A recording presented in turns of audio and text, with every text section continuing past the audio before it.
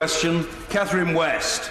Thank you, Mr. Speaker. To ask the Secretary of State for Foreign and Commonwealth Affairs if he will make a statement on the impact of the Hong Kong extradition law on the Sino-British Joint Declaration. Minister Murphy. Thank you, Mr. Speaker. The UK Government remains acutely aware of our enduring responsibility towards Hong Kong as one of the joint signatories of the 1984 Joint Declaration that established the principle of one country, two systems. This principle, underpinned by the common law system provides Hong Kong with the foundations for its continued success as a truly global financial centre and a prosperous world city. Let me turn to the current issues around the ramifications of the Hong Kong government's contentious proposals to change their extradition laws. Yesterday's huge protest march, peaceful right up until the end, was a clear demonstration of the strength of feeling in Hong Kong about this issue. Hong Kong's Chief Executive, Carrie Lam, has insisted that new legislation is needed to close a loophole that has prevented a Hong Kong national accused of murdering another Hong Kong national, but in Taiwan, from facing justice. Yet the Taiwanese administration also opposes the changes. Civil society, business and legal groups in Hong Kong have expressed the strongest of concerns about both the content of the proposals and the very short consultation period. Many fear, above all, that Hong Kong nationals and residents risk being pulled into China's legal system, which can involve lengthy pre-trial detentions, televised confessions, and an absence of many of the judicial safeguards that we see in Hong Kong and indeed, of course, in the UK. Whilst we welcome recent efforts by the Hong Kong government to react to the unprecedented level of public concern, we understand that of the 7 million living in Hong Kong, between 300,000 and 1 million were on the streets yesterday. The FCO is clear that the changes that they have proposed fail to address fully a number of the core issues that we and others have raised. The UK government has been unequivocal in its views. From the outset, the Consul-General, Andy Hayne, and my officials have been raising concerns with the Hong Kong government, with members of the Hong Kong Legislative Council and the Executive Council at all levels. We have also had full and detailed discussions with Chief Executive Carrie Lam, both bilaterally and as part of an EU démarche. And on the 30th of May, the Foreign Secretary issued a joint statement with his Canadian counterpart on the potential impact of the proposals on our citizens in Hong Kong, including, of course, in business confidence and on Hong Kong's international reputation. Some Hong Kong lawmakers have proposed an array of alternative solutions, including the additional legally binding human rights safeguards be included in the proposed legislation. In my own meeting here in London on the 20th of May with the Hong Kong Secretary for Commerce and Economic Development, Edward Yao, I made clear that proper consideration must be given to all these suggestions as part of a wider and more comprehensive consultation. More time for consultation would, of course, allow, we believe, for a more adequate consensus to be built. As the House will be aware, the operation of the court system in mainland China is, of course, very different from that applies in Hong Kong. There are widespread concerns that the fear of extradition to China might cause a chilling effect upon Hong Kong's rights and freedoms and might result in increased self-censorship. Mr. Speaker, we shall therefore continue to stress to the Hong Kong and Chinese authorities that for confidence in the one country, two systems to be maintained, Hong Kong must enjoy the full measure of the high degree of autonomy and rule of law as set out in both the Joint Declaration and enshrined in basic law. Catherine West. Mr. Speaker, it's very disappointing to see that the Secretary of State couldn't make it to the chamber for 1 million Hong Kong residents who took to the streets yesterday to protest against their government's proposed extradition bill. And if enacted, this law would allow suspected criminals to be extradited to mainland China, bypassing Hong Kong's independent legal system. Over the past few weeks, Amnesty International, Human Rights Watch, the business community, civil society organisations, the Hong Kong Bar Association and the International Chamber of Commerce have all expressed deep concern that this bill will erode further the one country, two systems model. The law courts in mainland China are seen as an arm of the state. Forced confession is frequently practised, and activists often fear imprisonment for crimes they have not committed. Hong Kong's common law system is not open to such abuse, as the Minister mentioned in his introductory remarks, and although it is under pressure, the separation of powers remains more or less intact. The amendments to the extradition law would significantly compromise this firewall which separates these sharply different systems. Mr. Speaker, in recent times we've watched with great unease as political and civic freedoms are put under increasing strain. These freedoms are guaranteed under the Basic Law, a core component of the Sino-British Joint Declaration. And as the co-signatory to this treaty, which is registered at the United Nations, the Government has a legal duty to ensure that it is upheld. To conclude, the last Governor of Hong Kong, the Noble Lord Barnes, said that this bill's provisions are an assault on Hong Kong's values, stability and security.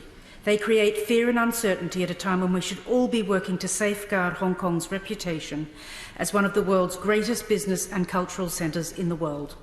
Does the Minister agree with his colleague's assessment, and will he outline how the Government intends to address this issue in the immediate future, alongside long-standing concerns over the erosion of Hong Kong, of democratic principles in Hong Kong? We have a long and enduring history with Hong Kong, with lasting political, economic and cultural ties. And as we mark the 21st anniversary of handover next month, it's crucial that we keep our promise that Hong Kong will never walk alone. Minister.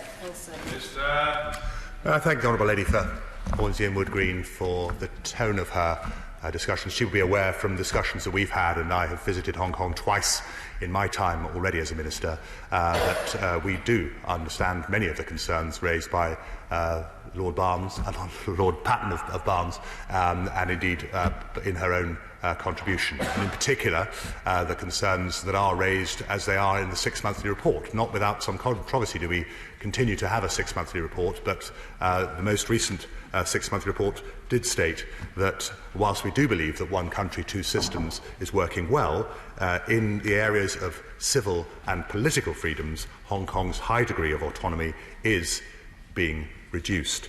May I say this, in relation to the Joint Declaration as a whole? 3 years ago, in 2016, we called on a breach of the Joint Declaration following the involuntary removal of the Causeway booksellers from Hong Kong to the mainland. This was the first and, to date, only time we have called upon a breach. But it is very clear that these events are getting closer, if not just to the spirit, but also to the letter of the Joint Declaration. It is a good example, I fear, also of difficult law being, or bad cases making for tough law, as I alluded to. There is a loophole, potential loophole, but it is interesting that it is not a loophole that the Taiwanese authorities have asked to be sorted out. But inevitably, there is a fact that a Hong Kong national is being accused of a very serious crime in murder, and there is clearly no extradition prospect. But it does open, as the Honourable Lady rightly points out, a potential much broader extradition concern that is raised. And as I mentioned in my initial comments, one of the biggest concerns, of course, is that particularly at a time when President Xi has got a strong anti-corruption campaign in place, that the risk is that individuals could get caught up in this in a very inadvertent way. And whilst there are proposed safeguards to raise to the extradition level, not being 3 but being up as much as a 7-year custodial sentence, nonetheless it still does raise the very deep concerns that the Honourable Lady referred to. Fiona Bruce. Lord Patten has said that the deliberate decision to exclude any extradition agreement between Hong Kong and mainland China in 1997 was not a loophole, but was a deliberate decision in order to protect the autonomy of Hong Kong and the firewall between Hong Kong and China. Does the Minister agree that if countries internationally speak with one voice, expressing concerns about this issue, then there's likely to be more impact? What is the UK doing to join with other like-minded countries in order to express such concerns? May I thank my honourable friend for Congleton. I know she takes a great interest in matters to do broadly with China, but also very specifically with Hong Kong, and I pay tribute to her very detailed and very steadfast work in that regard. Yes, I think she is right. This is something where we need to work together as an international community.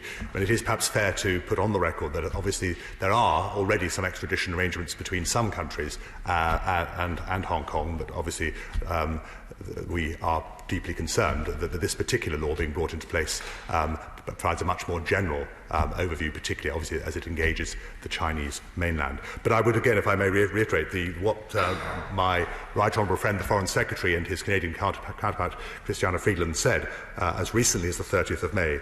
It was this: it is vital that extradition arrangements in Hong Kong are in line with one country, two systems, and fully respect Hong Kong's high degree of autonomy. Helen Goodman.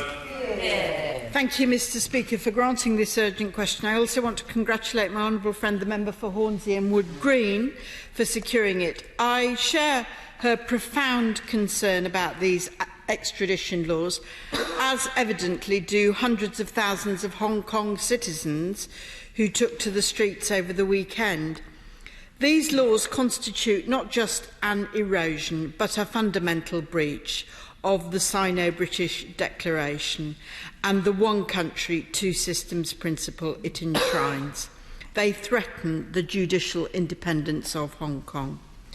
The warning signs have been coming for several years now. We've seen an increasing crackdown on dissent and protest. Now we face the prospect of a direct line between Beijing and Hong Kong's courts that could see Hong Kongers sent thousands of miles away to face trial in mainland China's flawed criminal justice system. The UK does not have an extradition treaty with China, so why has the government done next to nothing?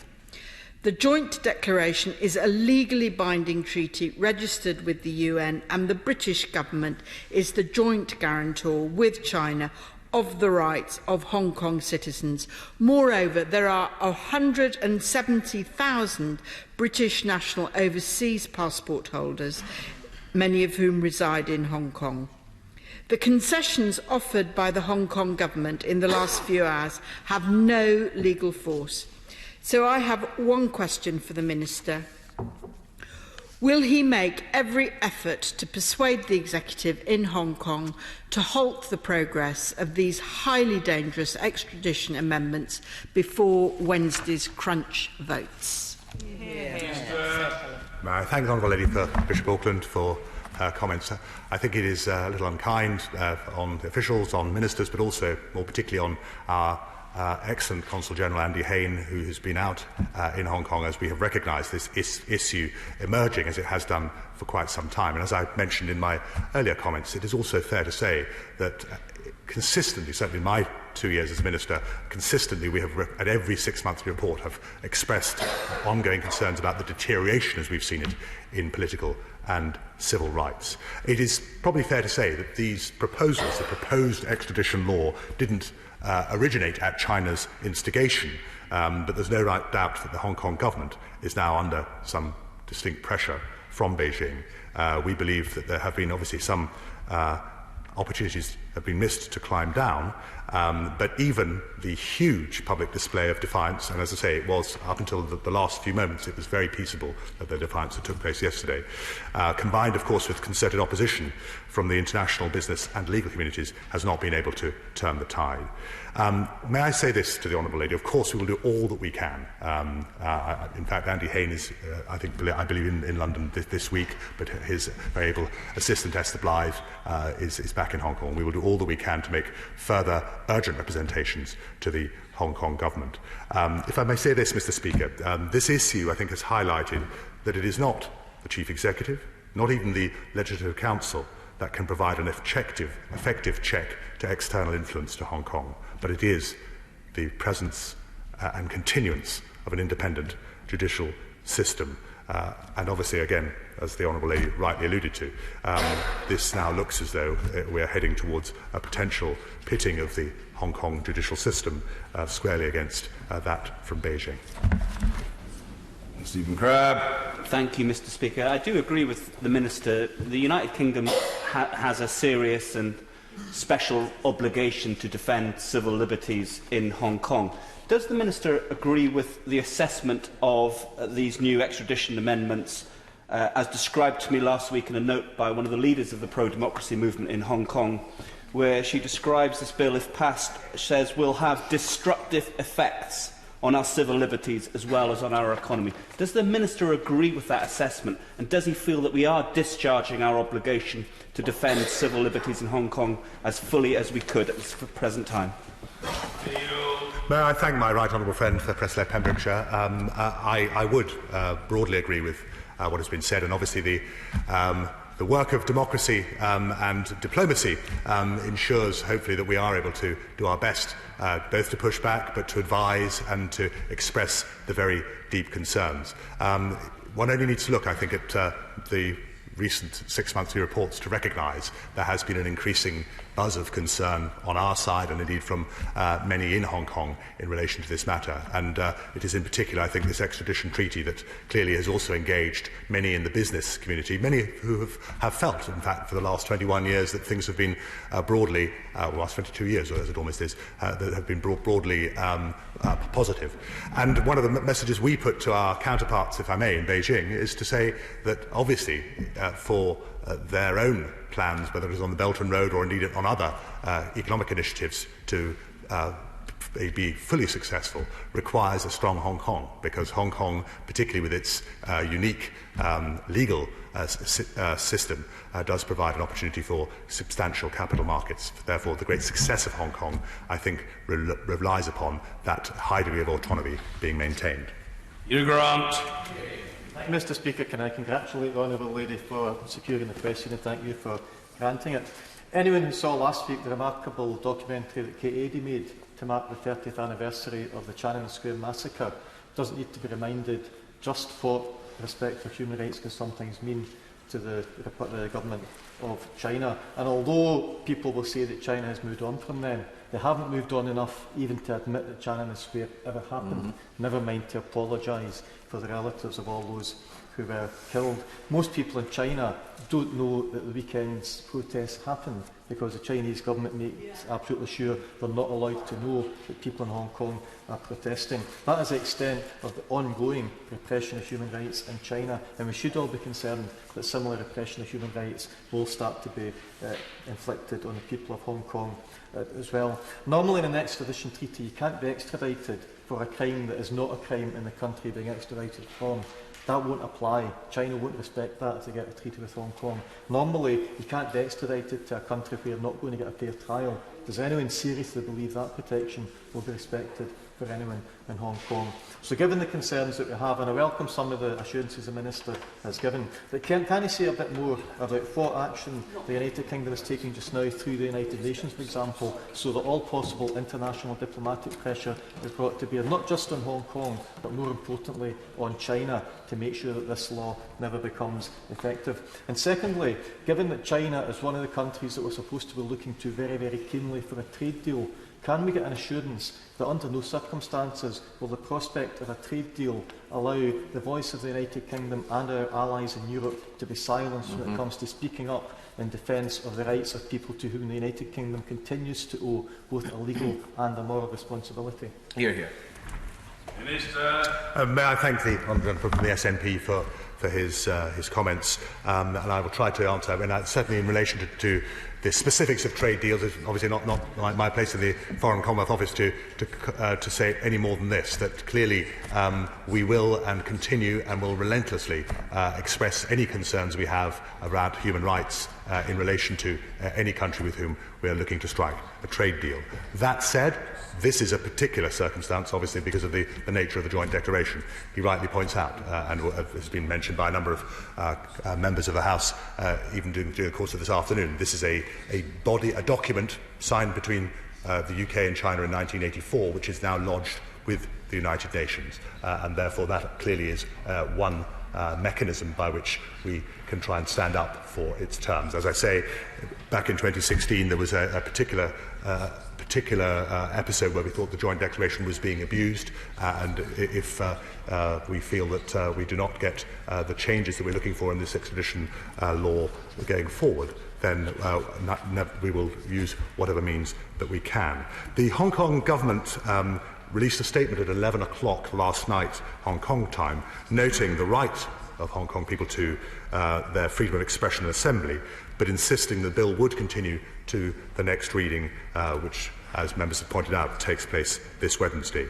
I believe that the Chief Executive, Carrie Lam, reiterated that message on television in Hong Kong this morning, Hong Kong time, and we are obviously looking to try and ensure that whatever safeguards are put into place during the course of the next 2 or 3 days, that we will try and ensure that they are as watertight as is possible. But this is an ongoing discussion, and I hope the honourable gentleman will recognise that we will want to leave open all of our options. Sir Desmond Swade.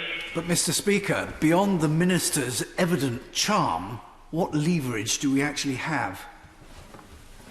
Minister. I thank my right honourable friend for his ever charming and succinct questions. I know he's got them obviously from the school of the Speaker in that regard. The reality of the situation is, as we have pointed out, this is an international document that is signed with the UN. It is something that not just we take seriously, but many other international partners. And I hope he was reassured when he heard what I had to say about our joint discussion with our Canadian counterparts. Obviously, there are a significant number of Canadian nationals, of course, who live and work in Hong Kong as well, as recently as the 30th of May. But I think the message that comes loud and clear, one we have to take on board that my right honourable friend for President Pembrokeshire said earlier on, we need as an international community to ensure that we work together. This clearly is a crucial point in Hong Kong's history, and our leverage, our legal leverage may be more limited than we would wish, but I think by working together we can maximise that. Thank you, Mr. Speaker. And of course, the worries about this breaking of the firewall and the possible intrusion into one country, two systems, they wouldn't exist if there weren't serious concerns about egregious breaches of human rights in China. So can I ask the Minister what further information he can perhaps give us on discussions between the UK government and the Chinese government about improving human rights in China generally? Well, as I pointed out to the Honourable Lady, I think in the previous exchanges we've had in the House, we do never stint from making clear concerns, whether it is to do with the issues obviously in the northwest of the country in Xinjiang, or more general issues around human rights. Clearly we have a strong diplomatic relationship with China. It involves working together, and actually working together in a very productive way in a range of areas, from money laundering to people trafficking, in relation obviously increasingly towards climate change and other areas. And building up that body of trust also involves being able to have some robust conversations about human rights matters. I know from the highest possible level, when the Prime Minister spoke to President Xi, certainly when I speak to my counterparts in both Beijing and in other cities, we do not stint from making clear particular concerns, where there are concerns that we have either on consular matters or indeed more generally around human rights. Steve Double. Thank you, Mr. Speaker. Earlier this afternoon, coincidentally, I met with a group of students from Hong Kong who are studying here, who are British national overseas passport holders, and they are obviously very concerned about the recent developments in relation to China. So can I ask the Minister what consideration his department have given to the effect that these proposed changes would have on BNO passport holders in Hong Kong, and what steps the Foreign Office have taken to provide ongoing support and advice to BNO passport holders in Hong Kong? May I thank my honourable friend for St Austell and Newquay for his comments. He is absolutely right that we have obviously some significant obligations to British national overseas passport holders. He will be aware that the right of abode in the UK was defined by the Immigration Act in 1971, and therefore there are immigration controls to which BNO passport holders are subject to. Clearly, the rights they have are not the full rights of British citizens, but nonetheless, as people who are British nationals having been from Hong Kong. It is something that we do take very seriously. I hope my honourable friend will forgive me if I may just say that I will write him in due course with trying to answer some of the specific issues that he has put into place, and in particular, obviously, whether there have been any changes that have been afoot since 1997 in regard to the rights of such individuals. Alistair Carmichael. Thank you, Mr. Speaker. The second reading of the bill to implement these changes will take place on Wednesday. Legislators in Hong Kong tell me today that they anticipate that thereafter the remaining stages of that bill could be completed as early as the middle of the week after next.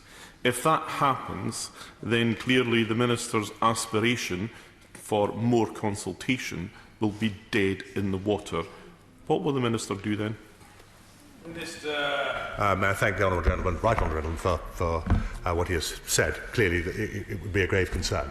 There has been, as I say, a almost universal view, not just from those who were on the streets of Hong Kong yesterday, but increasingly from business organisations based in Hong Kong and indeed from around the world who are asking for greater consultation. I'd rather not speculate as to where we might be if the path to which he has pointed out is taken over the next 10 days, and I sincerely hope that that will not come to pass. And, Mr. Speaker, you may be aware that Right Honourable has the adjournment debate, so we'll be covering a little bit of this ground, but I hope he will forgive me that I would want to talk more generally about UK, Hong Kong and indeed China relations during the course of that debate later on. Well, I'm most grateful for that public information announcement by the Minister of State. It is, I think, potentially of interest to people observing our proceedings that debate will indeed be resumed in the form of the adjournment debate tonight under the auspices of the Right Honourable Gentleman from Orkney and Shetland, specifically on UK foreign policy in relation to China and Hong Kong.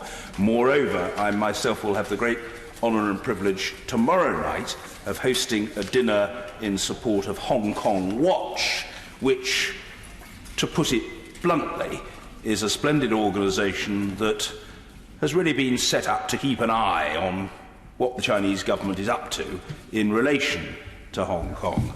And that organisation is magnificently led on a day-to-day basis by the estimable Ben Rogers, who, as I speak, might well be in our midst.